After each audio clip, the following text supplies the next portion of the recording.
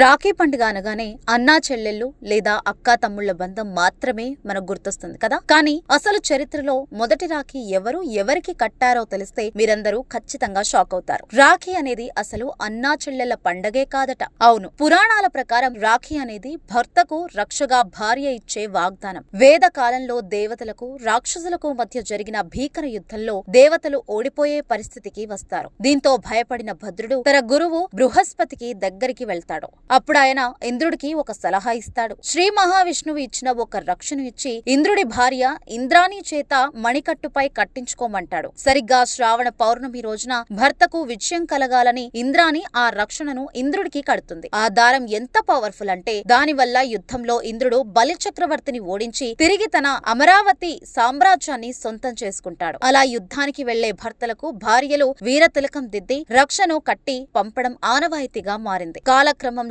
అదే రక్షాబంధనంగా మారి అన్నా చెల్లెళ్ల పండుగ అయిపోయింది. సో బంధం ఏదైనా సరే, అది భార్యాభర్తలైనా అన్నా చెల్లెళ్లైనా మనల్ని రక్షించే ప్రతి ఒక్కరికి రాఖీ కొట్టొచ్చన్నమాట.